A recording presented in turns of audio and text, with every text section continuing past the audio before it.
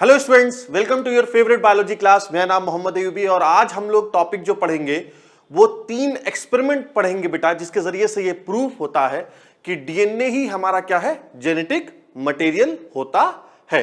बेटा हम लोग मॉलिक्यूलर बेसिस ऑफ इनहेरिटेंस पढ़ रहे हैं, जो आपके 12th का one of the most interesting और one of the most conceptual और इंपॉर्टेंट चैप्टर है। 12th का 6th चैप्टर है, वो हम लोग पढ़ रहे हैं और आज हमारी 3rd क्लास है इसकी। इससे पहले बेटा हम लोगों ने पढ़ लिया है आरएनए का स्ट्रक्चर, डीएनए का स्ट्रक्चर हमने समझ लिया। उसके बाद डीएनए से कैसे क्रोमोसोम बनता है, या हम कह सकते हैं कैसे कंडेंसेशन होता है, जिसमें न्यूक्लियोसोम मॉडल हमने पढ़ लिया। और आज बेटा हमारी 3rd वीडियो है जिसमें हम लोग वो एक्सपेरिमेंट्स पढ़ेंगे, वो 3 एक्सपेरिमेंट पढ़ेंगे। सबसे पहले हम लोग ग्रिफिथ का एक्सपेरिमेंट पढ़ेंगे, फिर एवरी मैक्लियोड मैकार्थी का एक्सपेरिमेंट, और 3rd है हर्शी एंड चेज का एक्सपेरिमेंट। इन 3 एक्सपेरिमेंट के जरिए से हमें यह पता चलेगा कि जेनेटिक मटेरियल क्या होता है, डीएनए होता है। असल में बेटा ऐसा था कि शुरू में 1940s से पहले तक, है ना, शुरू में जो भी वर्क हुआ है वो ज्यादातर क्रोमोसोम को लेके हुआ है। चाहे वो मेंडल की बात कर लीजिए, चाहे वो सटन एंड बोवेरी की बात कर लीजिए, चाहे आप मॉर्गन की बात कर लीजिए, इन सभी लोगों ने ये बात, जो भी उनका काम था, वर्क था, वो क्रोमोसोम से रिलेटेड था। और सभी ने यहां तक बात कह के छोड़ दिया था कि क्रोमोसोम पे कोई ना कोई ऐसी चीज है जो एक जनरेशन से दूसरे जनरेशन में ट्रांसमिट होती है वाया क्रोमोसोम। कोई ना कोई ऐसी चीज है जिसे उन्होंने जेनेटिक मटेरियल कहा था, जो ट्रांसफर होती है एक जनरेशन से दूसरे जनरेशन में वाया क्रोमोसोम।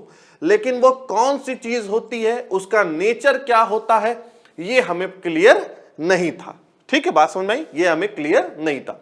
और बेटा 1940 तक ये बात समझी जाती थी कि असल में जेनेटिक मटेरियल प्रोटीन होता है। ज्यादातर साइंटिस्ट उस वक्त के इस बात पर सहमत थे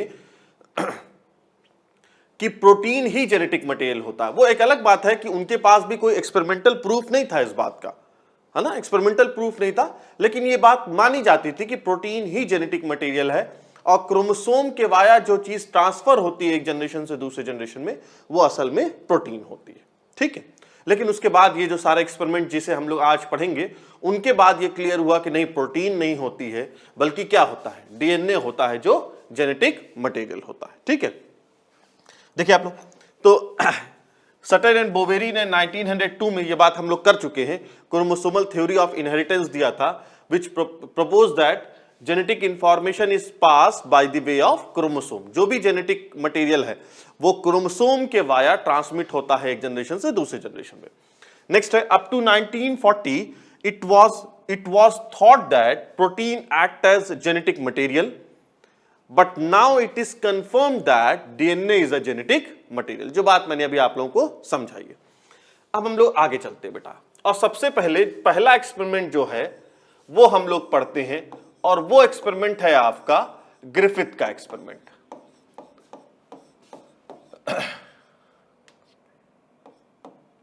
ग्रिफिथ का एक्सपेरिमेंट बेटा, ये एक्सपेरिमेंट इन्होंने 1928 में किया था, और इसे हम लोग ट्रांसफॉर्मेशन एक्सपेरिमेंट भी कहते हैं।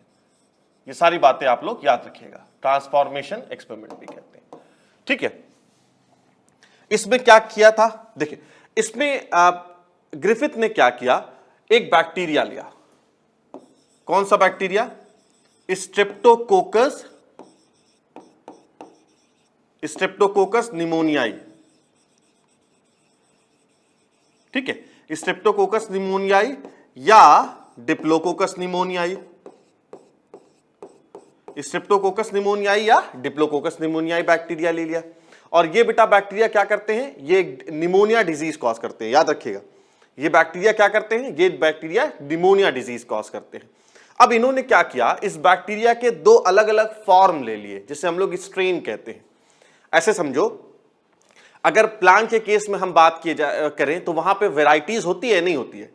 ह्यूमन के केस में रेस होती है। वैरायटी में भाई आम की बात कर लीजिए, दशहरी आम, ये क्या है, वैरायटी है। चौसा आम वैरायटी है। अल्फांसो, ये क्या है, वैरायटी है।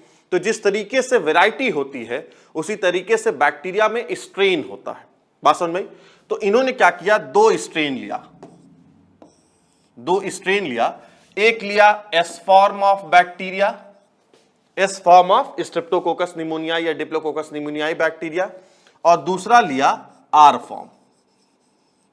ठीक है, एक लिया एस फॉर्म ऑफ स्ट्रेप्टोकोकस निमोनियाई, मैंने कहा ये क्या है, स्ट्रेन है, और एक लिया आर फॉर्म। एस फॉर्म मतलब देखो बेटा ये स्मूथ होता है ना, एस नाम क्यों रखा गया, ये स्मूथ होता है। एकदम अच्छे तरीके से समझो, ये तीनों एक्सपेरिमेंट थोड़ा कॉन्सेप्चुअल है, लेकिन मुझे पूरी उम्मीद है अगर आप लोग ढंग से सुन लेंगे तो एक एक क्वेश्चन आप लोग बाद में लगा लेंगे और आपको समझ में भी आ जाएगा। तो ये क्यों होता है बेटा, एस फॉर्म स्मूथ होता है। अच्छा, स्मूथ क्यों होता है, क्योंकि इसकी बॉडी के ऊपर क्या होती है ना, एक कवरिंग होती है, इसके ऊपर पॉलीसैकेराइड की कैप्सूल होती है ना। अभी मैं कुछ बातें बताऊंगा, कैप्सूल होती है। अच्छा, इस कैप्सूल की वजह से बेटा ये कैसा होता है, पैथोजेनिक होता है या विरुलेंट होता है, या विरुलेंट होता है।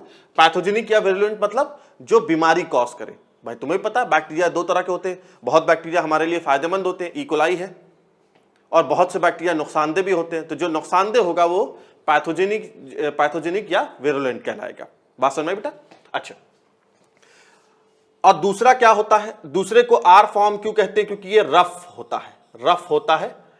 दूसरा रफ क्यों होता है, क्योंकि इसमें कैप्सूल नो कैप्सूल, कैप्सूल बेटा इसमें कोई पॉलीसैकेराइड कैप्सूल इसमें नहीं पाया जाता है, इसीलिए क्या होता है, ये नॉन पैथोजेनिक होता है। ठीक है भाई, नॉन पैथोजेनिक या नॉन विरुलेंट होता है, ये नॉन पैथोजेनिक होता है या नॉन विरुलेंट होता है। बात समझ में आई। अच्छा, अब आप देखिए एक चीज और, अब अच्छे तरीके से समझिए, ये स्मूथ क्यों होता है, क्योंकि दीज बैक्टीरिया यानी these S form of bacteria they form smooth colonies on agar medium. अभी बताता हूं, है ना, they form smooth colonies on agar medium, इसीलिए हम इसे स्मूथ कहते हैं। अच्छा, इसे रफ क्यों कहते हैं, because these are form of bacteria they form rough colonies on agar medium. ठीक है, अब देखो तुम लोग, अब देखिए बेटा, मैंने पहले आपसे क्या कहा कि ये एस फॉर्म होता है, स्मूथ होता है। स्मूथ क्यों होता है, ये अगर जो मीडियम होता है, याद करो तुम लोगों ने 11th में बेटा बात पढ़ी होगी कि अगर एक केमिकल होता है जो रेड एल्गी से मिलता है, याद आ रहा है कुछ, रेड एल्गी में 3 एग्जाम्पल है, जिलीडियम, ग्रासिलेरिया, गिगार्टिना। ये 3 रेड अलगा होते हैं जिनसे ये केमिकल मिलता है अगर मीडियम। अगर मीडियम के जो सबसे मेन फंक्शन होता है, ये बैक्टीरिया का कल्चर के लिए इस्तेमाल होता है लेबोरेटरी में, लैब्स में ये बैक्टीरिया के कल्चर के लिए, ये एक तरह से समझो बैक्टीरिया को न्यूट्रिएंट प्रोवाइड करता है। और दूसरा एक फंक्शन होता है, ये इंडस्ट्रीज में इस्तेमाल होता है, चीजों को सॉलिडिफाई करने के लिए इस्तेमाल होता है। बात समझ में? तो अगर इस बैक्टीरिया को, जो इसका एस वाला फॉर्म है, अगर आप उसे अगर मीडियम पे ग्रो कराओगे ना, तो क्या होगा, एक स्मूथ कॉलोनी फॉर्म होगी। स्मूथ कॉलोनी असल में एक वजह से होती है, क्योंकि इसके ऊपर क्या होता है, कैप्सूल पाया जाता है। अब कैप्सूल क्या होता है, याद करो तुम लोग बेटा, आप लोगों ने जब 11th क्लास में बैक्टीरिया पढ़ा था, तो बैक्टीरिया पे आप लोगों ने एक बात पढ़ी थी कि बैक्टीरिया की ऊपर की तरफ, बैक्टीरिया के ऊपर, कुछ बैक्टीरिया में, सारे बैक्टीरिया में नहीं, एक कवरिंग पाई जाती है। देखो ये बैक्टीरिया, और ये जो मैं बना रहा हूं ये क्या है, ये कैप्सूल है। तो बैक्टीरिया की बॉडी के ऊपर एक कवरिंग पाई जाती है जिसे हम लोग कैप्सूल कहते हैं। इसे कैप्सूल या स्लाइम शीट कहते हैं, दोनों नाम है, लेकिन ठीक है, फिलहाल अभी हम लोग कैप्सूल समझते हैं। इस कैप्सूल की वजह से क्या होता है, इस कैप्सूल की वजह से क्या होता है, बैक्टीरिया पे जो एंटीबॉडीज का असर होता है या एंटीबायोटिक्स का जो असर होता है वो बहुत कम हो जाता है। बात समझ में आई? बैक्टीरिया पे एंटीबायोटिक्स का असर कम हो जाता है। सही सी बात है, जब बैक्टीरिया पे बायोटिक्स का एंटीबायोटिक्स का असर ही नहीं होगा तो वो क्या होगा, वो बैक्टीरिया पैथोजेनिक होगा या नहीं होगा, हो जाएगा। बात समझ में आई कि बैक्टीरिया के ऊपर ये कैप्सूल की लेयर चढ़ने की वजह से बैक्टीरिया ज्यादा कैसा हो जाता है, पैथोजेनिक, यानी बीमारी कॉज करने लगता है। ठीक है, तो अगर आपसे पूछा जाए कभी कि एस फॉर्म ऑफ बैक्टीरिया जो है वो क्यों पैथोजेनिक होता है, तो because of the presence of this strong covering around its body, and that strong covering is capsule. ठीक है बेटा, कैप्सूल होती है जिसकी वजह से क्या होता है, उसके अंदर वायरुलेंसी आ जाती है। ये आप लोग 11th में फिर जाके पढ़िए, आप लोग स्ट्रक्चर में ये बात पढ़ेंगे कि बैक्टीरिया के बाहर जो कैप्सूल होती है उसकी वजह से बैक्टीरिया वायरुलेंट होता है। जिन बैक्टीरिया में, मेरी बात सुन लीजिए, जिन बैक्टीरिया में कैप्सूल पाया जाता है वो पैथोजेनिक होते हैं, और जिन बैक्टीरिया में कैप्सूल एब्सेंट होता है वो कैसे होते हैं, वो बेटा नॉन पैथोजेनिक होते हैं। बात समझ में आई कुछ? तो इसकी वजह से बैक्टीरिया कैसा होगा, पैथोजेनिक होगा, यानी बीमारी कॉज करेगा। बीमारी मतलब कौन सी बीमारी, मैं आपको पहले बता चुका हूं, निमोनिया। अच्छा, दूसरा आ जाओ। अब ये इसका दूसरा फॉर्म है, इस बैक्टीरिया का दूसरा फॉर्म है जो आर फॉर्म कहलाता है। ठीक है, आर फॉर्म है। ये कैसा है बेटा, रफ है। रफ क्यों है, फिर वही बात, क्योंकि ये अगर मीडियम पे क्या होता है, ये रफ कॉलोनीज फॉर्म करता है। अच्छा, रफ कॉलोनी क्यों फॉर्म होती है, क्योंकि इसके पास कैप्सूल नहीं पाई जाती है। यहां पे तो पॉलीसेकेराइड की कैप्सूल की वजह से एक स्मूथ कॉलोनी बन रही थी, लेकिन यहां पर ना होने की वजह से एक रफ कॉलोनी बन रही। तो जाहिर सी बात है, कैप्सूल अगर नहीं होगा तो क्या होगा, ये बैक्टीरिया भी नॉन पैथोजेनिक होगा या नहीं होगा भाई, क्योंकि मैंने आपसे क्या कहा कि कैप्सूल की वजह से ही बैक्टीरिया पैथोजेनिक हो रहा है, क्योंकि उसके ऊपर कवरिंग हो जा रही, कवरिंग होने की वजह से किसी भी तरह के एंटीबायोटिक का असर ही नहीं हो रहा, लिहाजा वो पैथोजेनिक जो उसकी नेचर है वो उसके जरिए से वो डिजीज कॉज कर रहा है। लेकिन जब कैप्सूल नहीं होगा तो वो नॉन पैथोजेनिक हो जाएगा या नॉन विरुलेंट हो जाएगा। बोलिए बेटा, यहां तक बात समझ में आई? अच्छा, एक और बात बता रहा हूं कि जाहिर सी बात है, अगर किसी बैक्टीरिया में कैप्सूल है तो इसका मतलब कोई ना कोई जीन उसके लिए जिम्मेदार है, क्योंकि आपको यह बात पता है कि हर एक कैरेक्टर के लिए हमारी बॉडी में, हम लोगों ने जेनेटिक्स अभी पढ़ रखा है, हमें पता है कि हर बॉडी में जितने भी कैरेक्टर्स होते हैं उन सभी कैरेक्टर्स के लिए जीन क्या होता है, जिम्मेदार होता है। जीन जब एक्सप्रेस करता है तो क्या होता है, जीन जब एक्सप्रेस करता है तो प्रोटीन बनाएगा और वो कैप्सूल बनाएगा। इसका मतलब कैप्सूल जो है वो किसी ना किसी जीन की वजह से। तो हम ये कह सकते हैं कि ये जो एस फॉर्म ऑफ बैक्टीरिया बेटा, जो एस फॉर्म वाला बैक्टीरिया है, उसके पास ऐसे जीन है जो क्या कर रहा है, जो कैप्सूल बना रहा है। तो कैप्सूल बना रहा है, इसका मतलब वो पैथोजेनिक हो जा रहा है। और ये वाला जो आर फॉर्म ऑफ बैक्टीरिया है उसके पास ऐसे जीन है ही नहीं, यानी जो कैप्सूल वाले जीन होते हैं वो इसके पास एब्सेंट है। बात समझ आ गई यहां तक? अच्छा, अब ये बताओ तुम, अगर इस बैक्टीरिया को जो आर फॉर्म ऑफ वाला जो जिसके पास कैप्सूल एब्सेंट है, जिसकी वजह से वो नॉन विरुलेंट है, अगर इस आर फॉर्म वाले बैक्टीरिया में मैं कैप्सूल वाला जीन डाल दूं, है ना, जिससे कैप्सूल फॉर्म होता है, अगर ये जीन इसमें डाल दूं तो क्या इसमें कैप्सूल बनने लगेगा? जी, बनने लगेगा। ठीक है, बात समझ में? अभी ये हम आगे देखेंगे। यहां तक कुछ क्लियर हुआ? आगे चले। अब इसी के बेसिस पे आगे एक्सपेरिमेंट होगा। ठीक है, इसलिए इसे अच्छे तरीके से अपने जहन में रखना। अच्छा, अब आगे देखते हैं बेटा। अब ग्रिफिथ ने क्या किया, देखिए। अब उसने क्या किया बेटा, सबसे पहले लाइव एस फॉर्म लिया। एस फॉर्म मतलब पैथोजेनिक, उसे चूहे में डाल दिया।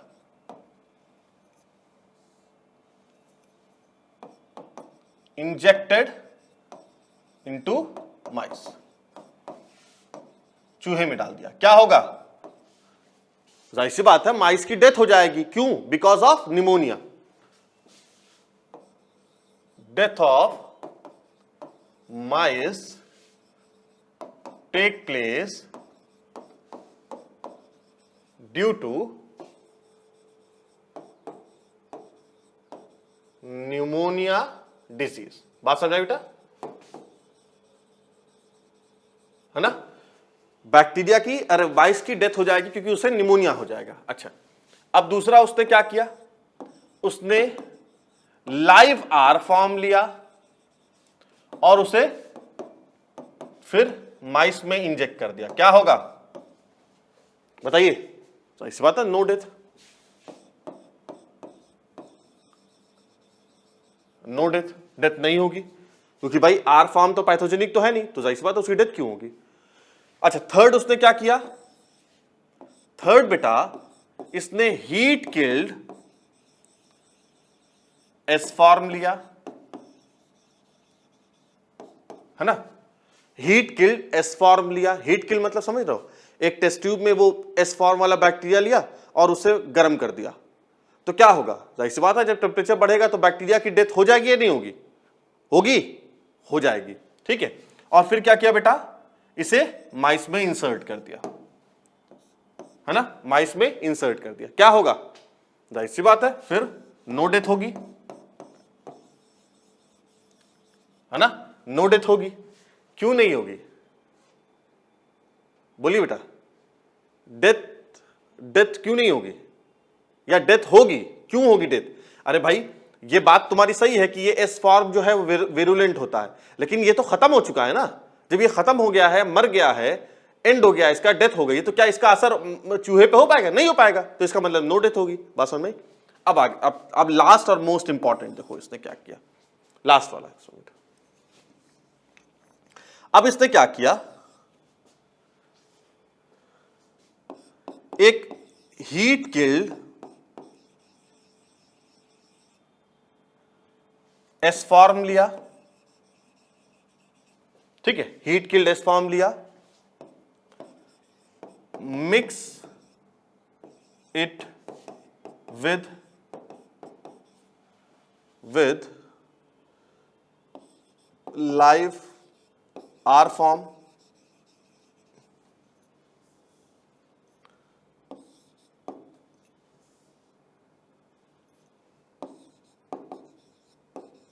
ठीक है, हीट किल्ड एस फॉर्म लिया, उसे मिक्स कर दिया किसके साथ, आर फॉर्म के साथ, एंड इंजेक्टेड इनटू माइस। क्या होगा बताओ, क्या होना चाहिए, क्या लग रहा है आपको।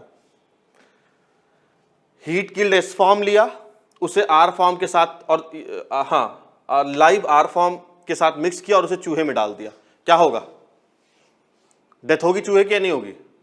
देखने में तो लग रहा है कि नहीं होनी चाहिए, क्योंकि भाई इससे कोई प्रॉब्लम है नहीं और ये खत्म हो चुका है, इसकी डेथ हो चुकी है, तो जब इससे कोई प्रॉब्लम नहीं है तो चूहे का मरेगा क्या।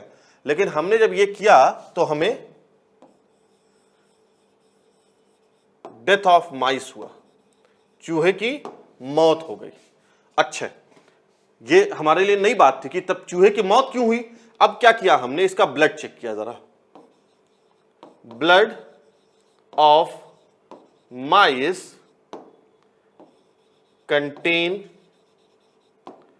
Live S form. ये हमारे लिए बड़ी मुश्किल की बात थी कि ये कैसी बात हो गई कि चूहे के पास जब हमने जो इंजेक्ट किया है उसमें तो जो एस फॉर्म है वो तो हीट किल्ड है, वो तो खत्म है, और जो लाइव कौन सा आर फॉर्म है, लेकिन जब उसका ब्लड हमने चेक किया चूहे का तो वहां पर हमें लाइव एस फॉर्म मिले। और जाहिर सी बात है लाइव अगर एस फॉर्म है तो उसकी वजह से चूहे की तो डेथ हो जाएगी निमोनिया की वजह से। तो ये आखिर हुआ कैसे, ये बेटा ऐसे हुआ। तब ग्रिफिथ ने बताया कि इसका मतलब क्या हुआ है, कोई ना कोई ऐसी चीज है जो हीट किल्ड एस फॉर्म से लाइव आर फॉर्म में गई है ना।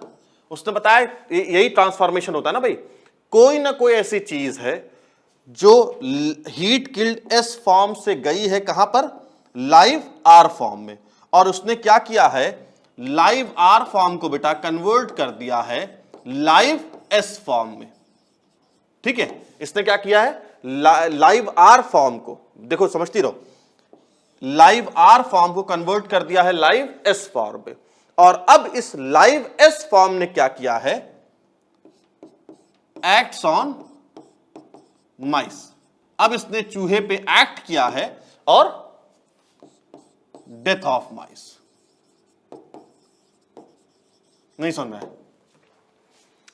भाई, इसने क्या कहा कि असल में ऐसा हुआ होगा, इसने सारा प्रेडिक्शन ही था। अभी ये भी कंफर्म नहीं है कि जो चीज ट्रांसफर हुई है यानी जो ये तो कंफर्म हुआ कि कोई ना कोई ऐसी चीज है जो हीट किल्ड एस फॉर्म से ट्रांसफर हुई है लाइव आर फॉर्म में, है ना। उसको उसने जेनेटिक मटेरियल कहा या ट्रांसफॉर्मिंग प्रिंसिपल कहा कि कोई ना कोई ऐसी चीज है जो हीट किल्ड एस फॉर्म से लाइव आर फॉर्म में गई, जिसने लाइव आर फॉर्म को कन्वर्ट कर दिया किसमें, लाइव एस फॉर्म में। अब ये जो लाइव एस फॉर्म है, अब ये एक्ट करता है किस पे, चूहे पे, और चूहे की डेथ हो जाती है। ठीक है, समझ में आया। अच्छा बेटा याद करो, मैंने अभी थोड़ी देर पहले एक बात बोली थी तुम लोगों से कि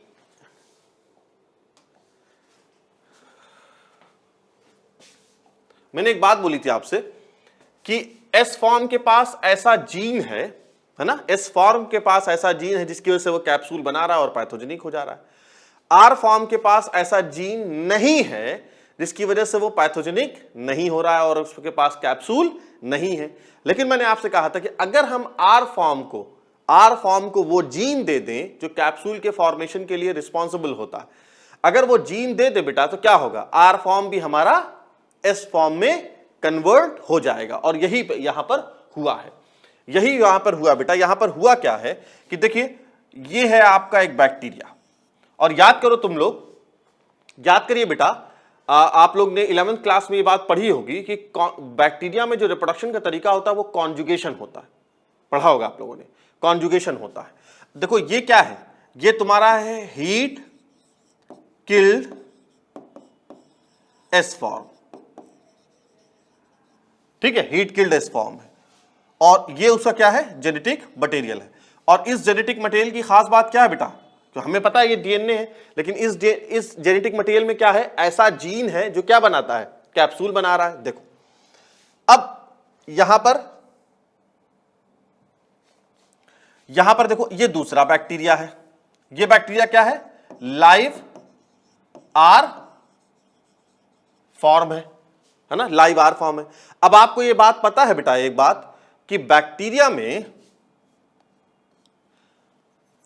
की एक बात बेटा आप लोग पता है कि बैक्टीरिया में कॉन्जुगेशन ट्यूब का फॉर्मेशन होता है ना, बैक्टीरिया में कॉन्जुगेशन ट्यूब का फॉर्मेशन होता है। देखो ये कॉन्जुगेशन ट्यूब है, इससे हम लोग ये जो है ना, यहां जगह नहीं बची है, मैं यहां लिख दे रहा हूं, ये बेटा हम लोग इसे कॉन्जुगेशन ट्यूब कहते हैं।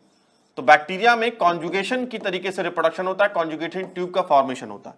अब इस कॉन्जुगेशन ट्यूब से हुआ क्या, देखो कॉन्जुगेशन ट्यूब से ये हुआ बेटा कि यहां पर जो जीन था ना, जो डीएनए था, which is responsible for the formation of capsule, वो कहां से, यहां से चला आया, कहां पे, यहां आ गया।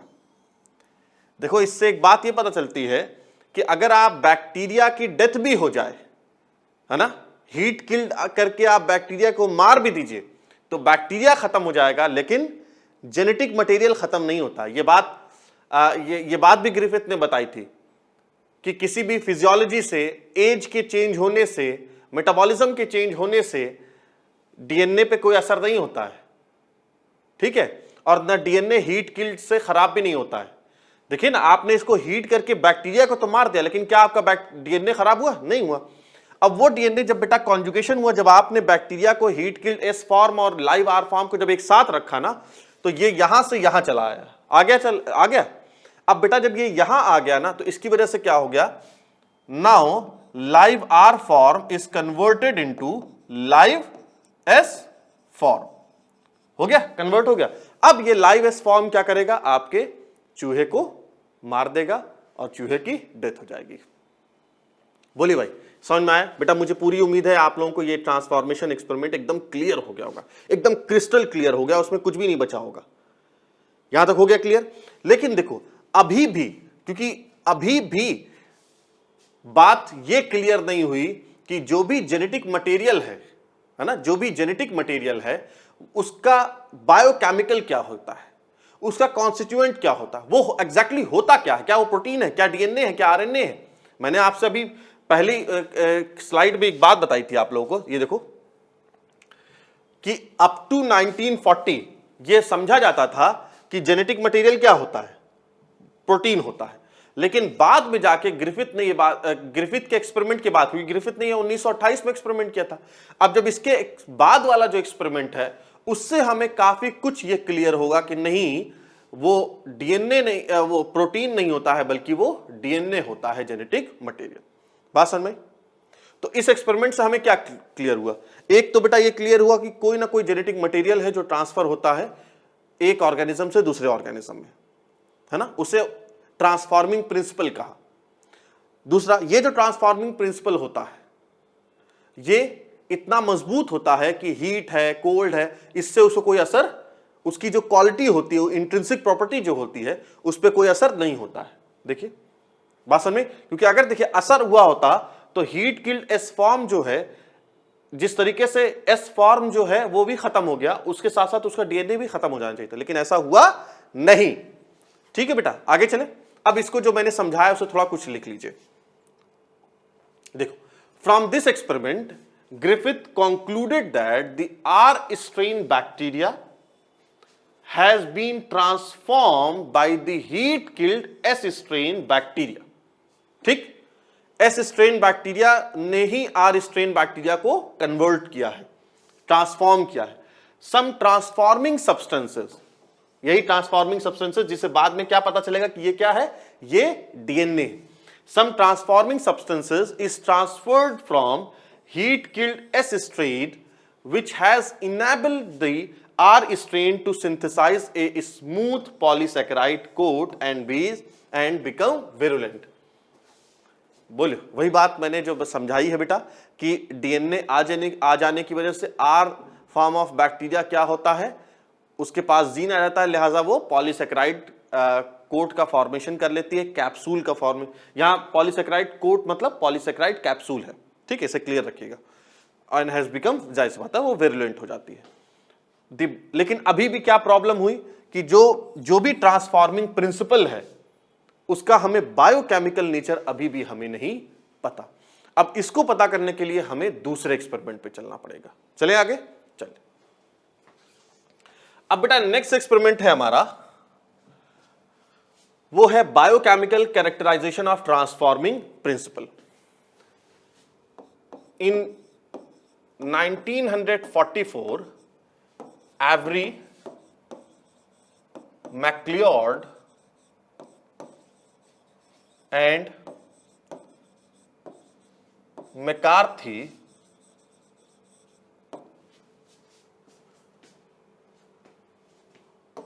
worked on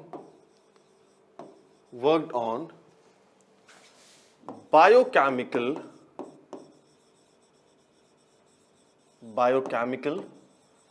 nature of transforming principle of Griffith.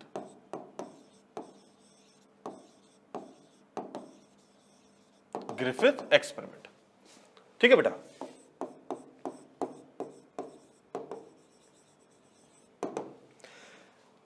इन लोगों ने, ये तीन साइंटिस्ट थे, बहुत इंपॉर्टेंट है बेटा, एवरी, मैक्लियॉड एंड मकार्थी, ये तीन साइंटिस्ट हैं। इस एक्सपेरिमेंट को हम लोग एवरी एक्सपेरिमेंट भी कहते हैं क्योंकि इनका मेन रोल है ना।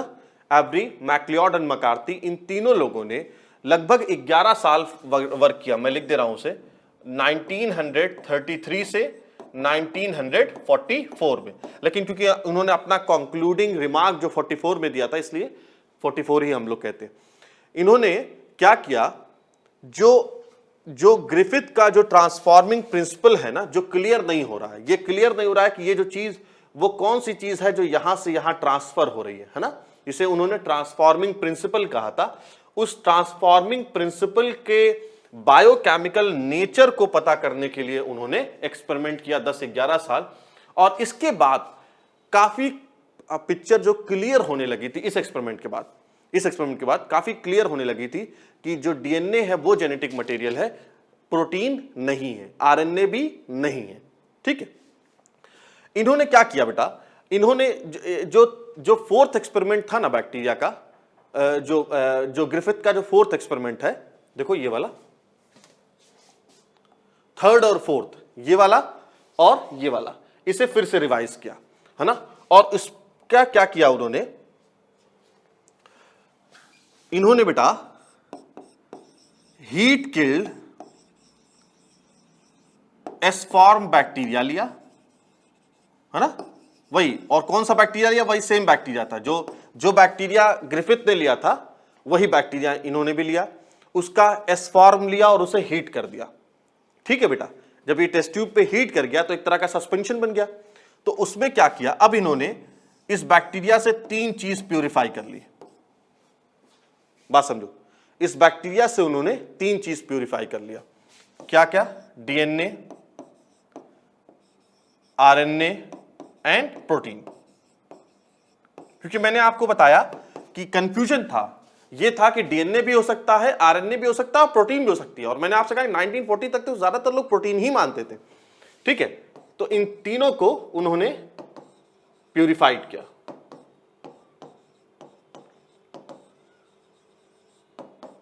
ठीक है, तीनों को बेटा प्यूरिफाई किया। बात समझ में आ गई, तीनों को प्यूरिफाई किया। अच्छा, अब उसके बाद प्यूरिफाई करने के बाद उन्होंने, समझ में आ रहा भाई, इन्होंने क्या किया, इन्होंने जो ग्रिफिथ का जो एक्सपेरिमेंट था उसी में जो सेम बैक्टीरिया इस्तेमाल किया था वही सेम बैक्टीरिया इस्तेमाल किया, और उसका जो एस फॉर्म बैक्टीरिया उसे हीट किल किया, जिस तरीके से बेटा ग्रिफिथ ने किया था। अब जब हीट किल किया तो सस्पेंशन मिला। अब उसमें क्या किया, बैक्टीरिया से उन्होंने डीएनए भी प्यूरिफाई कर लिया, आरएनए भी प्यूरिफाई कर लिया और प्रोटीन भी प्यूरिफाई कर लिया, निकाल लिया, मतलब एक्सट्रैक्ट कर लिया। ठीक है, अब बेटा उन्होंने क्या किया, उन्होंने live R form of bacteria लिया, है ना, लाइव आर फॉर्म लिया। बस मैं इतना लिख दे रहा हूं। ठीक है, इतना समझ में आ जाएगा ना, लाइव आर फॉर्म लिया, और बेटा उसमें क्या किया, प्लस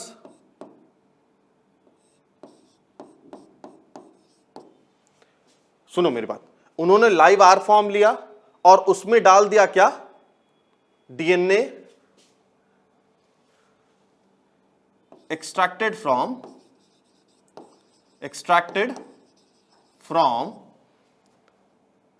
heat killed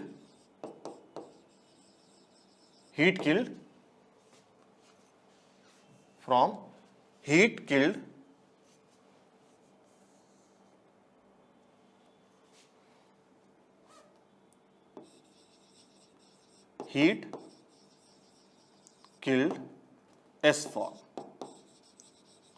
ठीक है, जो डीएनए उन्होंने यहां से एक्सट्रैक्ट किया था बेटा, समझ में आ रहा है, जो डीएनए उन्होंने यहां से एक्सट्रैक्ट किया था उस डीएनए को उन्होंने लाइव आर फॉर्म में डाल दिया। अब उसके बाद क्या किया, इस पूरे को इंजेक्टेड इनटू माइस, इसको इन्होंने इसमें डाला और फिर अब इसको उठा के किसमें, चूहे में डाल दिया। क्या मिला, डेथ, चूहे की डेथ हो गई। ठीक है भाई, चूहे की डेथ हो गई। अब इसी तरीके से उन्होंने दूसरा एक्सपेरिमेंट किया, दूसरे में भी उन्होंने क्या किया, फिर लाइव आर फॉर्म लिया, उसमें फिर उन्होंने आरएनए यहां रखा जो आरएनए एक्सट्रैक्ट किया था, और फिर बेटा उसे चूहे में डाला, उसकी डेथ नहीं हुई। देखो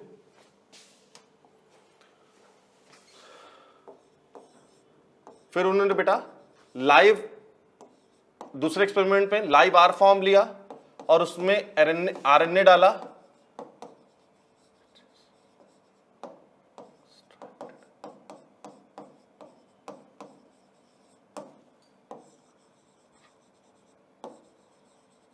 हीट किल्ड एस फॉर्म। ठीक है बेटा, फिर उसे इंजेक्टेड इनटू माइस, इसे चूहे में डाल दिया। लेकिन अब क्या होगा, नो डेथ, डेथ नहीं हुई चूहे की, है ना। अब तीसरा फिर उन्होंने किया, फिर से लाइव आर फॉर्म लिया। ठीक है, अब फिर से प्रोटीन इस्तेमाल की, जो प्रोटीन इन्होंने निकाला था ना उसे लिया, उसे इंजेक्टेड इनटू माइस, क्या हो गया बेटा, फिर डेथ नहीं होगी। देखो इसी एक्सपेरिमेंट का वो कंटिन्यूअस है। ठीक है, मैंने आपसे क्या बताया, इन्होंने heat killed S form of bacteria लिया, उससे डीएनए भी प्यूरिफाई कर लिया, आरएनए भी प्यूरिफाई कर लिया और प्रोटीन भी प्यूरिफाई कर लिया। सबसे पहले इन्होंने क्या किया, डीएनए को किस में डाल दिया, आर फॉर्म ऑफ बैक्टीरिया में डाल दिया, आर फॉर्म में। देखो ये मैंने दिखाया यहां पे, तो क्या होगा, इसकी वजह से डेथ हो गई। और इसी तरीके से उन्होंने जब आरएनए डाला तो जाहिर सी बात है डेथ नहीं होगी। इसी तरीके से जब प्रोटीन को जब आर फॉर्म में डाला तब भी डेथ नहीं होगी, क्योंकि जेनेटिक मटेरियल क्या है, डीएनए है।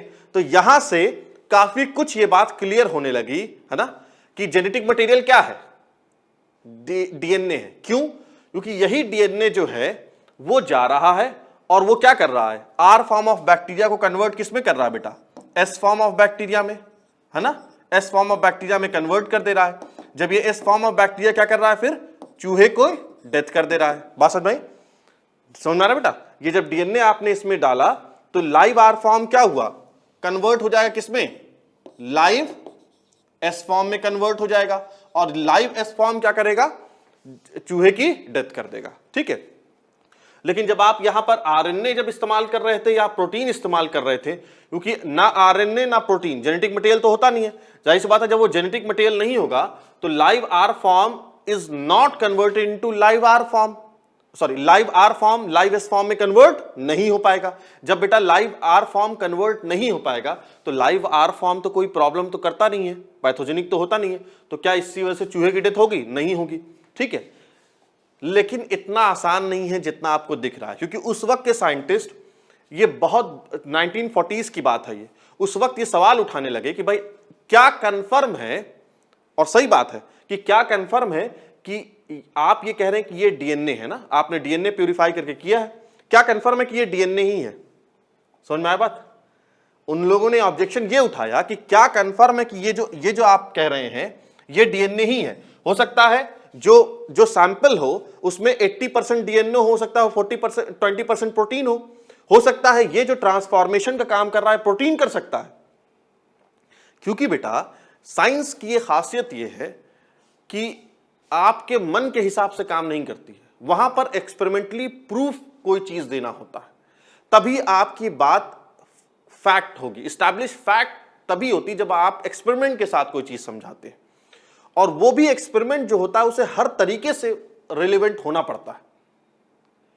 और ये बात सही है क्योंकि उस वक्त तक यानी 40s 50s के दौर तक हमारे पास इतनी ऐसी टेक्निक मौजूद नहीं थी जो आज है। 2020 में जो हमारे पास टेक्निक है प्यूरिफिकेशन की, कि 100% प्यूरिफिकेशन होता है, जिस भी कंपाउंड का, जिस भी बायोकेमिकल सब्सटेंस का हम प्यूरिफाई करना चाहते हैं 100% वही प्यूरिफाई होता है। लेकिन आज से 70 साल 80 साल पहले वो टेक्निक हमारे पास नहीं थी बेटा।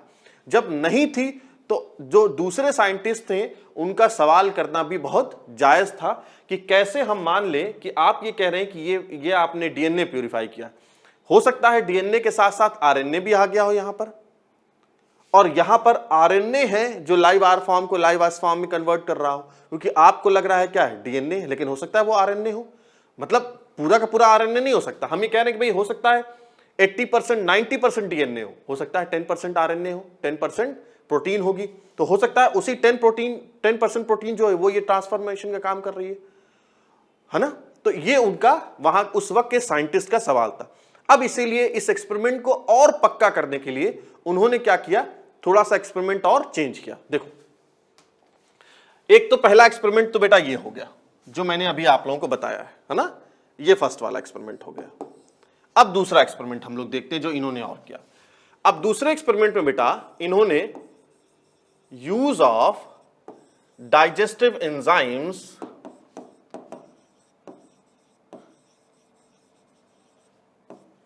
like DNAs,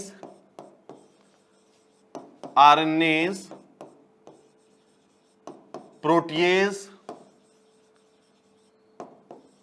एंजाइम का यूज किया।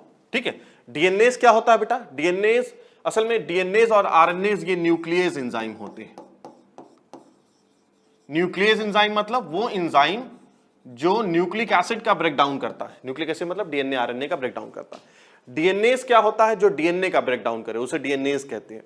आरएनएज क्या होता है? जो आरएनए का ब्रेकडाउन करता है उसे आरएनएज कहते हैं। और प्रोटीएज जो प्रोटीन का ब्रेकडाउन करता है। ठीक है। अब इसमें इस एक्सपेरिमेंट में नेक्स्ट क्या किया उन्होंने कि इन्होंने डाइजेस्टिव एंजाइम्स लिए, प्यूरिफाई किया डीएनए आरएनए और प्रोटीएज एंजाइम। अच्छा, अब इन्होंने क्या किया बेटा? अब इन्होंने अब फर्दर एक्सपेरिमेंट में क्या किया? इन्होंने लिया हीट किल्ड एस फॉर्म लिया है ना, और उस पे डीएनएज डाला। ठीक है बेटा, डीएनएज क्या करता है, मैंने आपसे बताया कि डीएनएज बेटा प्रोटीन डीएनए का ब्रेकडाउन करेगा। अच्छा, अब जब आपने DNAs heat killed S form पे डाला है तो क्या करेगा, जितने भी एस फॉर्म में, एस फॉर्म ऑफ बैक्टीरिया में जितने भी डीएनए होंगे सारे ब्रेकडाउन हो जाएंगे। कौन ब्रेकडाउन करेगा, ये एंजाइम करेगा। कर दिया आपने। अब mix it with R form. अब आप क्या करिए, आर फॉर्म के साथ बेटा उसे मिक्स कर दीजिए। इसको आपने इस पे इन्फेक्ट कराया, अब heat killed R S form को मिक्स कर दिए किसके साथ, mix it with R form. अच्छा, फिर इंजेक्ट इनटू माइस। अब आप माइस में डाल दीजिए, क्या होगा बताओ, क्या होगा बेटा, अब डेथ होगी या नहीं डेथ होगी, बोलिए बेटा, अब डेथ नहीं होगी। नो डेथ ऑफ माइस, यानी जो चूहा है बेटा वो जिंदा रहेगा। क्यों जिंदा रहेगा, देखो डीएनए ने क्या किया, इसके डीएनए को तो ब्रेक डाउन कर दिया ब्रेकडाउन।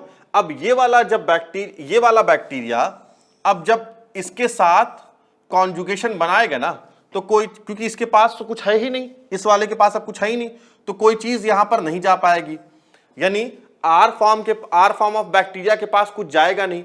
जब आर फॉर्म के पास कुछ जाएगा नहीं तो आर फॉर्म एस फॉर्म में कन्वर्ट नहीं होगा। जब बेटा कन्वर्ट नहीं होगा तो तुम ये बताओ, तो जब चूहे में डालोगे तो चूहे पे कोई असर होगा, नहीं असर होगा। इसका मतलब क्या होगा, नो डेथ ऑफ माइस, चूहे की डेथ नहीं होगी। बोलिए बेटा, बात समझ में आई, यानी चूहा कैसा रहेगा, जिंदा रहेगा। यानी हम ये बात कह सकते हैं कि जो ट्रांसफॉर्मिंग एक्टिविटी जो है उसका लॉस हो जाता है। भाई ट्रांसफॉर्मिंग एक्टिविटी क्या है, डीएनए है, तो हम कह रहे हैं कि लॉस ऑफ ट्रांसफॉर्मिंग एक्टिविटी होता है ना। यहां पर क्या होता है, लॉस ऑफ ट्रांसफॉर्मिंग एक्टिविटी। ये बेटा यहां पे लिख लीजिएगा आप लोग, चूहे की डेथ क्यों नहीं होती है, क्योंकि लॉस ऑफ ट्रांसफॉर्मिंग एक्टिविटी होती है। आगे लिख लेना तुम लोग, that is why R form of bacteria can not be convert into S form of bacteria. ये आप लोग लिख लीजिएगा भाई अपनी जिम्मेदारी पे। मैंने आप लोगों से बता दिया कि no death of mice, death चूहे की डेथ नहीं होगी, और यहां पर लॉस ऑफ ट्रांसफॉर्मिंग एक्टिविटी होती है। That is why R form of bacteria can not be convert into S form of bacteria. ठीक है, चलो अब दूसरा देखते हैं, दूसरा एक्सपेरिमेंट इसमें। फिर उसमें क्या किया इन्होंने, हीट किल्ड एस फॉर्म लिया, है ना, हीट किल्ड एस फॉर्म लिया और उस पर मिला दिया क्या, आरएनएज, है ना, आरएनएज मिला दिया। अब फिर वही चीज किया, mix it with R form के साथ मिक्स भी कर दिया, फिर इंजेक्टेड इनटू माइस, चूहे में डाल भी दिया। क्या होगा, डेथ होगी जी, death of mice will take place. क्यों ऐसा होगा, क्योंकि बेटा जब आपने आरएनएज डाला है तो आरएनएज तो आरएनए का ब्रेकडाउन करेगा, ये आएगा और हीट किल्ड एस फॉर्म का जितना भी आरएनए होगा सारा ब्रेकडाउन हो जाएगा। आरएनए ब्रेकडाउन होगा, डीएनए थोड़ी ना ब्रेकडाउन होगा। अब जब आप इसको इसके साथ मिक्स करोगे तो जो डीएनए है वो यहां से यहां चला जाएगा, लिहाजा आपका आर फॉर्म ऑफ बैक्टीरिया बेटा कन्वर्ट हो जाएगा किसमें, एस फॉर्म में कन्वर्ट हो जाएगा, और ये एस फॉर्म क्या करेगा, चूहे को मार देगा। Death of mice take place मतलब no loss of transforming activity होगी। ठीक है, यहां पर no loss of transforming activity होगी। थर्ड भी यही चीज होगी, वहां पर बेटा फिर वही चीज होगा, हीट किल्ड एस फॉर्म होगा प्लस प्रोटीएज एंजाइम होगा। आप उसे मिक्स कर ले किसके साथ, आर फॉर्म के साथ, और उसे इंजेक्ट कर ले किसमें, चूहे में तो क्या होगा, यहां पर भी डेथ ऑफ माइस होगा, ठीक है, डेथ ऑफ माइस होगी। और इन दोनों ही केस में क्या होगा, no loss of transforming activity होगी, ठीक है। तो इस एक्सपेरिमेंट के बाद भी बेटा, क्योंकि अभी भी यहां पर मसला प्यूरिफिकेशन वाला अभी भी है, एक्सट्रैक्शन प्यूरिफिकेशन का मसला यहां पर भी है, यहां पर भी अभी ये सवाल हो रहा है कि कैसे मान लें ये डीएनएज है ना, ये कैसे आरएनएज है, कैसे प्रोटीन। लेकिन फिर भी इस एक्सपेरिमेंट के बाद काफी कुछ ये क्लियर हो गया कि जो भी ट्रांसफॉर्मिंग प्रिंसिपल है या ट्रांसफॉर्मिंग सब्सटेंस है वो एग्जैक्टली है क्या, वो बेटा क्या होता है, वो आपका डीएनए होता है, ठीक है। मुझे उम्मीद है आप लोगों को ये बहुत अच्छे तरीके से ये एक्सपेरिमेंट पूरा समझ में आ गया होगा। अब हम लोग थर्ड एक्सपेरिमेंट पे चलते हैं, और थर्ड एक्सपेरिमेंट बहुत ज्यादा इंपॉर्टेंट है, हर्शे एंड केस का एक्सपेरिमेंट है, 1952 में उन्होंने ये एक्सपेरिमेंट किया था। इस एक्सपेरिमेंट के बाद ये मोहर लग जाती है ना, इस एक्सपेरिमेंट के बाद बेटा ये मोहर लग जाती है कि जेनेटिक मटेरियल क्या होता है, डीएनए होता है, 1952 में।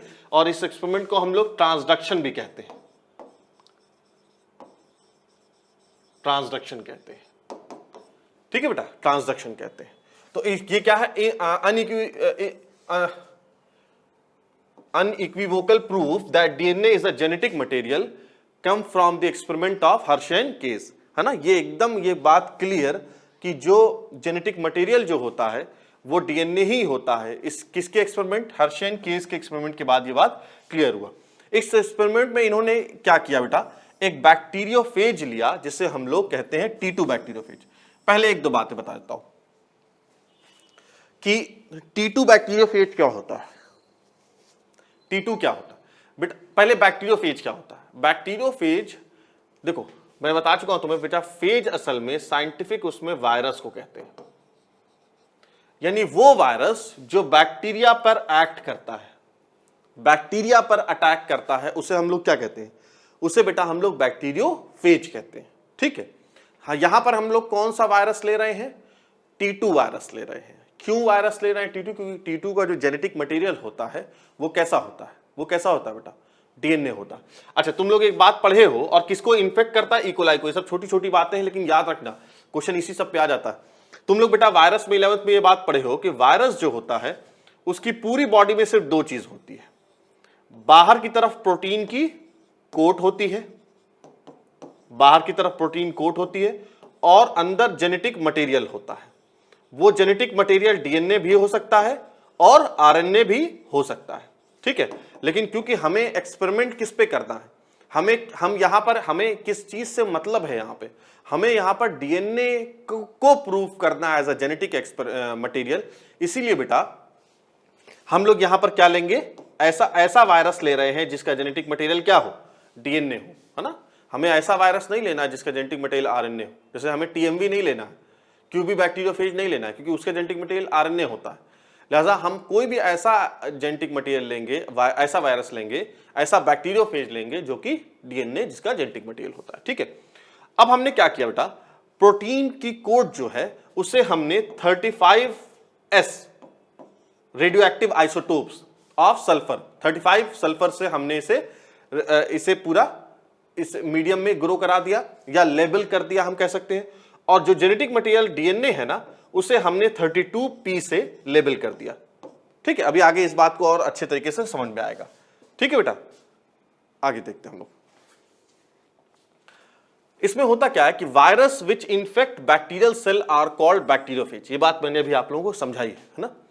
Bacteriophage then attack with the bacteria and its genetic material enter into the bacterial cell। ऐसा होता है कि जैसे मान लो ये है बैक्टीरिया, है ना, ये बैक्टीरिया है, और ये जो है ये वायरस है, ठीक है बेटा, ये वायरस है। और ये जो है ये बैक्टीरिया का क्या है, ये बैक्टीरिया का जेनेटिक मटेरियल है। और आपको पता है बैक्टीरिया का जेनेटिक मटेरियल क्लोज्ड होता है, सर्कुलर होता है ना। और ये किसका है, ये जेनेटिक मटेरियल है बेटा वायरस का। तो ये जो वायरस का जो जेनेटिक मटेरियल होता है ना, ये वायरस है, ये बैक्टीरिया है। ये वायरस का जो जेनेटिक मटेरियल होता है, ये जब बैक्टीरिया में आता है तो अपने आप को इंसर्ट कर लेता है किसमें, बैक्टीरिया के जेनेटिक मटेरियल में, है ना, बैक्टीरिया के जेनेटिक मटेरियल में इंसर्ट कर लेता। अब देखो, अब जैसे जैसे बैक्टीरिया अपने अपने डीएनए को जैसे जैसे रेप्लिकेट करेगा वैसे वैसे क्या होगा, वैसे वैसे जो वायरस का जो डीएनए है वो भी रेप्लिकेट करेगा। देखो इससे समझ में आ रहा होगा, ठीक है।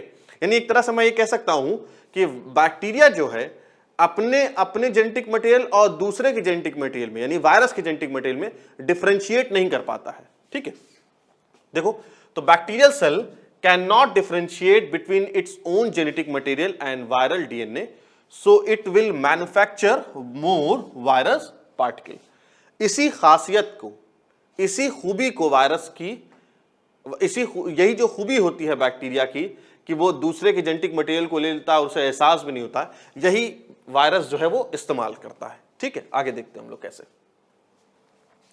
हर्षेकेज ने क्या किया था बेटा, grow some virus on medium which contain radioactive phosphorus. अभी मैंने आपसे बताया कि कुछ बैक्टीरिया, कुछ वायरस को वो रेडियो एक्टिव फॉस्फोरस में ग्रो करेंगे और कुछ को वो ग्रो करेंगे किसमें, रेडियो एक्टिव सल्फर में।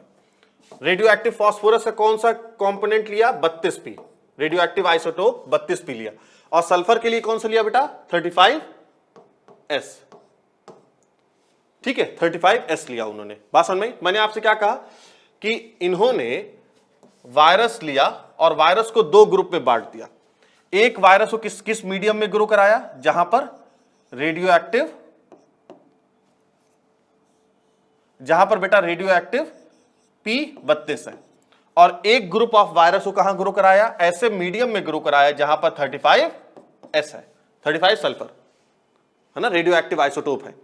बात समझ में बेटा, यहां तक बात समझ में गई। अच्छा, अब जाहिर सी बात है, जब तो ये वाला जो ग्रुप ऑफ बैक्टीरिया होगा जिसको आपने ऐसे मीडियम में ग्रो कराया है, जो मीडियम में क्या है, 32p है, और इसको आपने ऐसे मीडियम में ग्रो कराया है जहां पर 35s है, तो बेटा आपको ये बात पता है कि जो डीएनए होता है ना, बात समझो, डीएनए में फास्फोरस होता है नहीं होता है, होता है। तो जब आप इसको जब ग्रो कराओगे ना, तो होगा क्या कि बैक्टीरिया की जो प्रोटीन की कोट है वो तो रेडियो एक्टिव नहीं होगी, लेकिन जो उसका जेनेटिक मटेरियल है ना, जेनेटिक मटेरियल जो है, क्योंकि आपको पता है कि डीएनए में फास्फोरस होता, तो जो डीएनए है वो कैसा हो जाएगा, वो मैं यहां आर लिख दे रहा हूं, आर मतलब रेडियो एक्टिव हो जाएगा, लेकिन उसकी प्रोटीन कोट क्या होगी, वो रेडियो एक्टिव नहीं होगी। नहीं समझ? इसी तरीके से हमने जो दूसरा ग्रुप ऑफ वाला बैक्टीरिया जो था, जिसको हमने 35s में ग्रो कराया, 35 सल्फर में, ठीक है, वहां क्या कंडीशन होगी, आपको ये बात पता है बेटा, प्रोटीन में सल्फर पाया जाता है। याद करो, दो अमीनो एसिड ऐसी होती है जिसमें सल्फर पाया जाता है, सिस्टीन और मिथ्योनिन। इसका मतलब कंफर्म है कि इस बैक्टीरिया की जो प्रोटीन की कोट होती है उसमें दो अमीनो एसिड जरूर पाई जाती है, एक आपकी सिस्टीन है और एक मिथ्योनिन। ये सब क्वेश्चन बन सकता है, ठीक है। अब यहां पर क्या होगा बेटा, यहां पर का जो बैक्टीरिया होगा, है ना, बैक्टीरिया की जो प्रोटीन की कोट होगी, प्रोटीन की जो कोट होगी वो कैसी होगी, वो तो रेडियो एक्टिव होगी, लेकिन जो डीएनए होगा वो कैसा होगा, डीएनए बेटा नॉन रेडियो एक्टिव होगा। एनआर मतलब शॉर्ट फॉर्म में समझो अभी फिलहाल, मतलब और इसी नॉन रेडियो एक्टिव। इसी तरीके से इस वाले ग्रुप में जो प्रोटीन होगी, प्रोटीन कोट होगी, वो आपकी एनआर होगी, नॉन रेडियो एक्टिव होगी। बात समझ में आई? फिर से सुन लो तुम लोग, हमने क्या किया, हमने वायरस लिया और उसे दो ग्रुप में डिवाइड कर दिया। एक ग्रुप को ऐसे मीडियम में ग्रो कराया जहां पर 32p है, फास्फोरस है, और एक ग्रुप को ऐसे मीडियम में ग्रो कराया जहां पर 35 सल्फर है, ठीक। अब ये वाला जो ग्रुप है बेटा, ये जो वाला ग्रुप है, मैंने आपसे क्या बताया, फास्फोरस जो है वो तो डीएनए में पाया जाता है। अब आप स्ट्रक्चर देखिए, मैंने पहली क्लास में डिटेल में पढ़ा रखा है, आप देखिए उसमें फास्फोरस मिलेगा आपको, फास्फोरस होता है, इसी की वजह से डीएनए क्या होता है, निगेटिवली चार्ज होता है, तो फास्फोरस होगा। और दूसरा वाला मैंने कहा कि सल्फर में ग्रो कराया जाएगा, और सल्फर किस में पाई जाती है, प्रोटीन में पाई जाती है, मिथ्योनिन है, और आपकी एक मिथ्योनिन होती है और एक सिस्टीन होती है, मैंने आपको बता दिया। इसका मतलब ये वाला जो ग्रुप होगा, ये वाला ग्रुप, इसमें क्या होगा, जो डीएनए होगा वो तो रेडियो एक्टिव हो जाएगा, लेकिन प्रोटीन की कोड रेडियो एक्टिव नहीं होगी। और ये वाला क्या होगा, इसमें बेटा इसमें जो डीएनए जो प्रोटीन की कोट होगी वो रेडियो एक्टिव हो जाएगी, लेकिन डीएनए नॉन रेडियो एक्टिव होगा। ये नहीं समझ में आया कैसे होता है, बोलिए। अरे भाई ये जिस ग्रुप जहां पर ये ग्रो करेगी, जिस प्लेट पे, मान लो ये मेरा ये प्लेट है ना, इस प्लेट पे ये बैक्टीरिया वायरस ग्रो कर रहा है, तो वायरस को अपने ग्रोथ के लिए मीडियम चाहिए, न्यूट्रिएंट चाहिए ना बेटा। वो न्यूट्रिएंट कहां से लेगी, जाहिर सी बात है इसी प्लेट से मिलेगी। अब जैसा भी अच्छा खराब जैसा भी न्यूट्रिएंट है वो उसे यहीं से लेना होगा। अगर अब जब उसे फास्फोरस की जरूरत पड़ेगी तो वो फास्फोरस कहां से लेगी, इसी न्यूट्रिएंट से नहीं लेगी। मैंने कैसा फास्फोरस लगा रखा है, रेडियो एक्टिव फास्फोरस लगा रखा है। बस अब समझ में आई, इसकी वजह से क्या होगा, ये रेडियो एक्टिव हो जाएगा। यही सेम चीज यहां पर होती है। अगर बेटा जैसे मैं मान लो दिल्ली में बैठा हूं, दिल्ली में हम लोग ये रिकॉर्डिंग हम लोग दिल्ली में कर रहे हैं, हमारी कोचिंग दिल्ली में। अब आप ये पता, अगर मान लीजिए आप यहां पे कोई प्लांट है ना, कोई प्लांट है, उसे कोई न्यूट्रिएंट चाहिए, तो भाई न्यूट्रिएंट जिस तरह का भी दिल्ली की सॉइल में होगा वही तो न्यूट्रिएंट वो ले पाएगा। अब यूपी में या महाराष्ट्र में की सॉइल में अगर अलग तरह का न्यूट्रिएंट है तो क्या इसे मिल जाएगा, नहीं मिलेगा, क्योंकि प्लांट जहां पे ग्रो कर रहा है वहीं की सॉइल से तो सब्सटेंस लेगा। सेम यही चीज यहां पर है।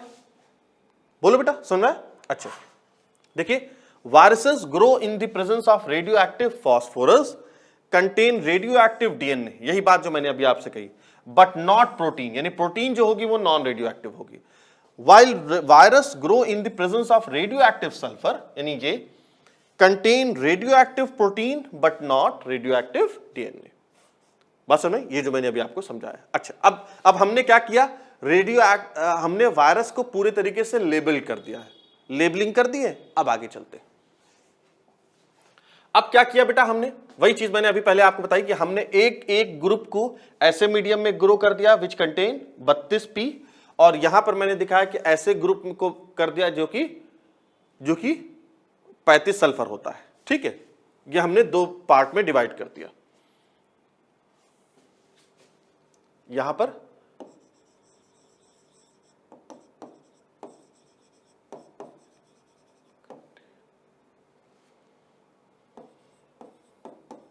ठीक है, ये वाला मीडियम कैसा है 35 सल्फर, और ये वाला medium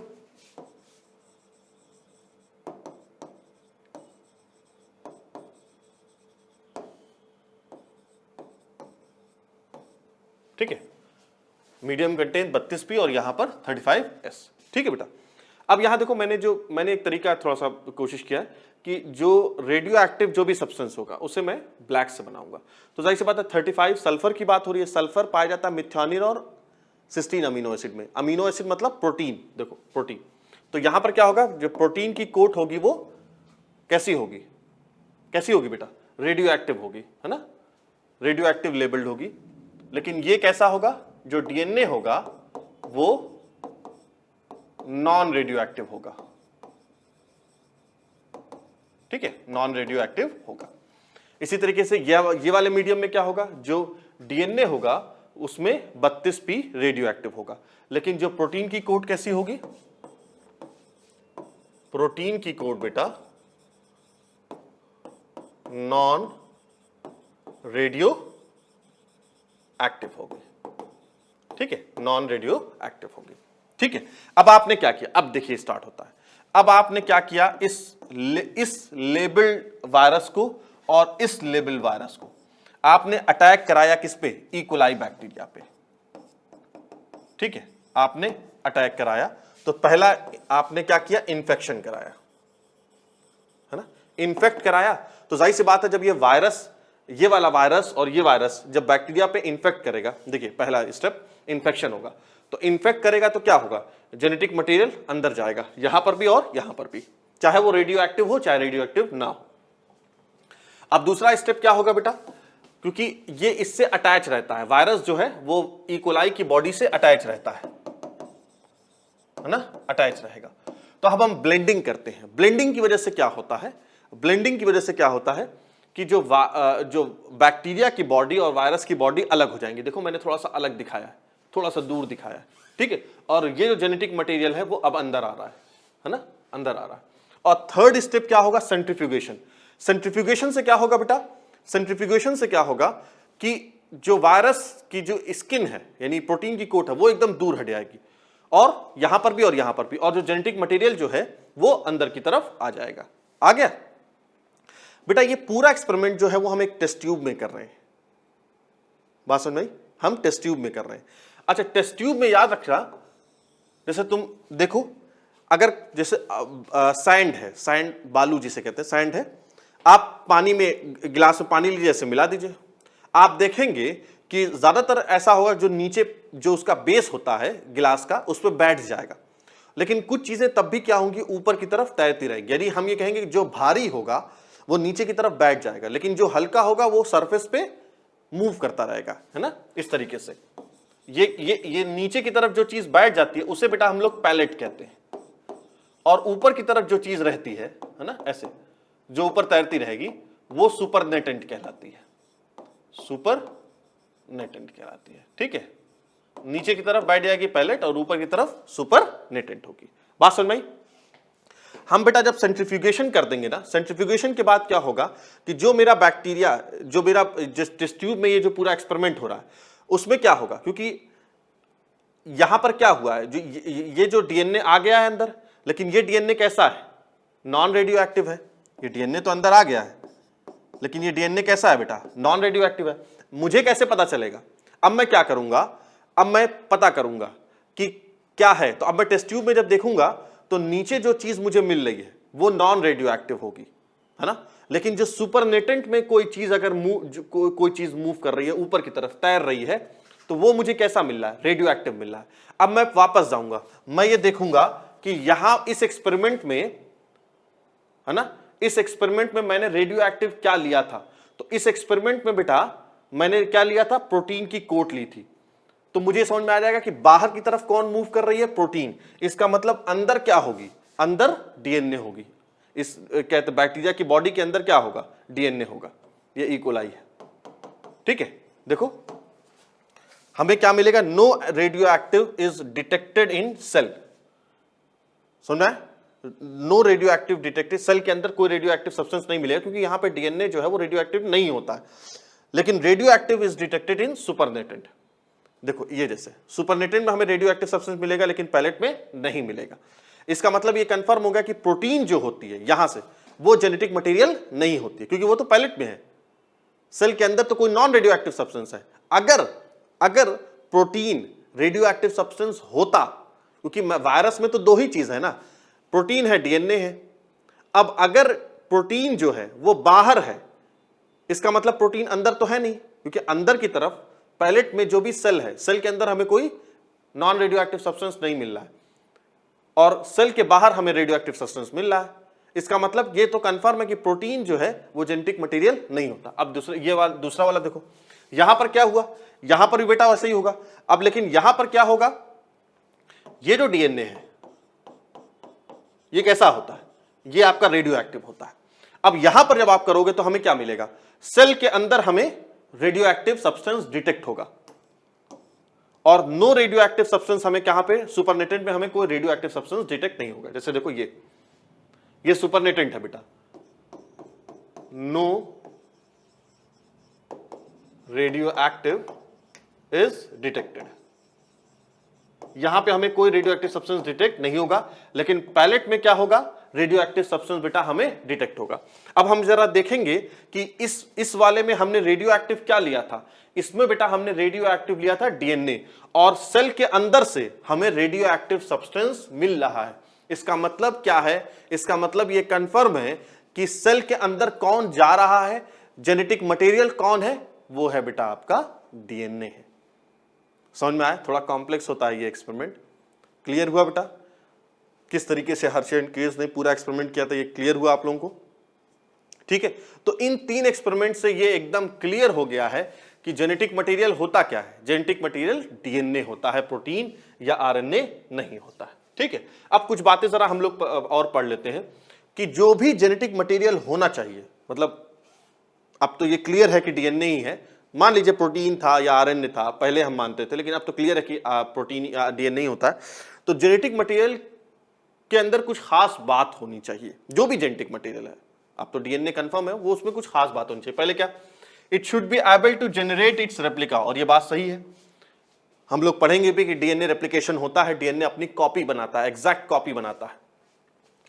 chemically and structurally must be stable, chemical के लिहाज से भी और स्ट्रक्चरल के लिहाज से भी वो बहुत स्टेबल होना चाहिए। और अब आप देख लीजिए ग्रिफिथ के एक्सपेरिमेंट से ये बात हमें क्लियर हो गई थी कि ये कितना ज्यादा स्टेबल है कि हीट करने से भी ये खराब नहीं होता है। बोलो बात समझ में आ गई।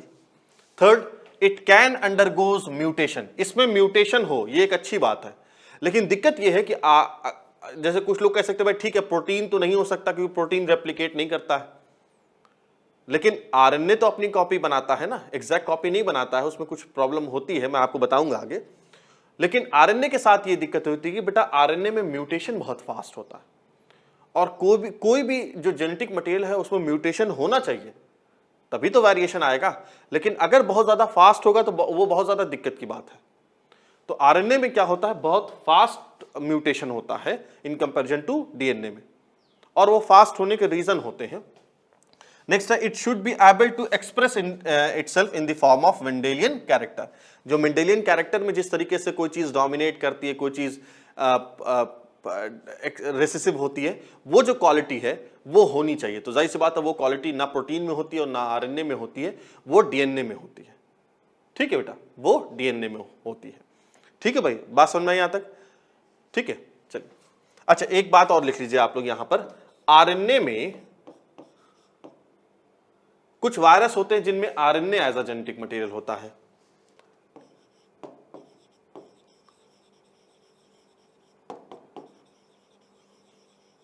दो वायरस का नाम मुझे यहां बताना है। एक तो बेटा है TMV virus, tobacco mosaic virus जिसे कहते हैं, टोबैको मोज़ाइक वायरस, और दूसरा है क्यूबी बैक्टीरियोफेज। क्यूबी बैक्टीरियोफेज, ये दो वायरस हैं, आप इसे लिख लीजिएगा। ठीक है, अब नेक्स्ट क्या है, किस तरीके से डीएनए जो है वो आरएनए से बेहतर है जेनेटिक मटेरियल। आपको ये बात पता है कि डीएनए जेनेटिक मटेरियल होता है, आरएनए जेनेटिक मटेरियल नहीं होता है। आरएनए का मेन काम हमारी बॉडी में प्रोटीन की सिंथेसिस करना होता है। ठीक है, कुछ वायरस ऐसे, सिर्फ वायरस जहां पर आरएनए जो होता है वो जेनेटिक मटेरियल होता है, जैसे अभी मैंने एग्जांपल दिया तुम्हें, टीएमवी का दिया, क्यूबी बैक्टीरियोफेज का दिया। ठीक है, इसमें देखते हैं, DNA is chemically less reactive and more stable then RNA. बहुत इंपॉर्टेंट बात है, मैंने तुम लोगों को बेटा ये बात बताई थी कि डीएनए जो होता है वो ज्यादा स्टेबल होता है इन कंपैरिजन टू आरएनए से। और आपको ये बात पता है कि जो ज्यादा स्टेबल होता है वो रिएक्टिव कम होता है। ये एक तरह से समझो, इस तरीके से इनवर्सली प्रोपोर्शन होता है। जो ज्यादा स्टेबल होता है वो रिएक्टिव भी कम होता है, और जो रिएक्टिव ज्यादा होता है वो स्टेबल कम होता है। क्योंकि डीएनए आरएनए के पास, अगर आरएनए का तुम स्ट्रक्चर याद करो, आरएनए में बेटा राइबोज शुगर होती है, याद आ रहा है कुछ? राइबोज शुगर में अगर आप देखिए तो सेकंड वाले कार्बन पर भी OH ग्रुप होता है और थर्ड वाले ग्रुप पे भी OH ग्रुप होता है नहीं होता? इसकी वजह से क्या होता है, इस OH ग्रुप की वजह से यहां, अच्छा ये तो आरएनए के केस में होता है, और डीएनए के केस में क्या होता है, डीएनए के केस में सिर्फ एक ही पाया जाता है, जो थर्ड वाला कार्बन होता है सिर्फ वहां होता है और सेकंड वाले कार्बन पर नहीं होता है। तो इसकी वजह से, इस एक्स्ट्रा OH ग्रुप की वजह से, which is found at the second carbon of ribose sugar, RNA is more reactive than DNA. जाहिर सी बात है ज्यादा रिएक्टिव होगी तो स्टेबल कम होगी। ठीक है, नेक्स्ट, जो आरएनए में जो यूरेसिल होता है उसकी वजह से भी आरएनए ज्यादा रिएक्टिव होता है या स्टेबल कम होता है। Presence of thymine in DNA instead of uracil in RNA provide stability to the DNA. Next point देखते हैं हम लोग, RNA function as enzyme and is therefore reactive and unstable. क्योंकि बहुत से जैसे हम लोग पढ़ेंगे आगे कि बहुत से एंजाइम जो होते हैं, वैसे 11th में भी आप लोग कुछ पढ़ के आए होंगे, बहुत से एंजाइम ऐसे होते हैं जिनका नेचर आरएनए का होता है। क्योंकि आप लोगों ने पढ़ा है कि मैक्सिमम केस में आरएनए का नेचर क्या होता है, प्रोटीन होता है। अरे सॉरी, आरएनए में कह रहा हूं, एंजाइम का जो नेचर होता है वो प्रोटीन होता है। लेकिन कुछ केस में जैसे राइबोजाइम कहते हैं, वो क्या होता है ना, वो बेटा आपका एंजाइम कैसा होता है, आरएनए नेचर का होता है, और जाहिर सी बात है अगर एंजाइम आरएनए है तो जाहिर सी बात है उसे रिएक्टिव होना भी चाहिए, तभी तो वो रिएक्शन करा पाएगा। ठीक है, नेक्स्ट देखते हैं, RNA mutate at a faster rate. Mutation जो होता है आरएनए में बहुत ज्यादा तेज होता है, जिसकी वजह से आरएनए अनस्टेबल होता है इन कंपैरिजन टू डीएनए से। दूसरी चीज लास्ट है इसमें कि डीएनए जो होता है एक इंपॉर्टेंट चीज है, इसमें चेंजेस आते नहीं है इतनी आसानी से, यानी different stages of life cycle. ऐसा नहीं होता कि जवानी में या बचपने में कोई और किसी और तरह का डीएनए उसमें म्यूटेशन हो गया, बुढ़ापे तक पहुंचते पहुंचते कुछ और हो गया, नहीं, ऐसा होता नहीं है। तो डीएनए जो होता है आमतौर पर लाइफ साइकिल चेंज होने से, एज चेंज होने से, change in physiology of organism, body की जो फिजियोलॉजी होती है उसके चेंज होने से भी उसमें कोई चेंज नहीं आता है। ठीक है, so DNA is a better material for the storage of genetic information, while for the transmission of genetic information RNA is better। ठीक है, for the transmission of genetic information RNA is better, यानी RNA जो है उसका काम होता है protein की सिंथेसिस करना होता है। आगे हम लोग इसको डिटेल में पढ़ेंगे, mRNA, tRNA, rRNA सारे का कैसे कैसे फंक्शन करती है, कैसे बनती, सारी चीजों को हम लोग बहुत, जिस तरीके से आज बहुत बढ़िया तरीके से हम लोगों ने सारी चीजें पढ़ी बेटा, उसी तरीके से हम लोग और डिटेल में आगे की चीजें पढ़ेंगे। ठीक है बेटा, अब नेक्स्ट वीडियो में हम लोग डिस्कस करेंगे रेप्लिकेशन, इंपॉर्टेंट टॉपिक है। उसमें सबसे पहले मैं आप लोगों को रेप्लिकेशन क्या होता है, सेमी कंजर्वेटिव नेचर क्या है, कौन कौन से एक्सपेरिमेंट से ये प्रूव किया गया कि रेप्लिकेशन सेमी कंजर्वेटिव होता है, और उसके बाद फिर बेटा रेप्लिकेशन होता कैसे बेहतरीन धुआं तरीके से आप लोगों को पढ़ाऊंगा। Thank you for watching my video.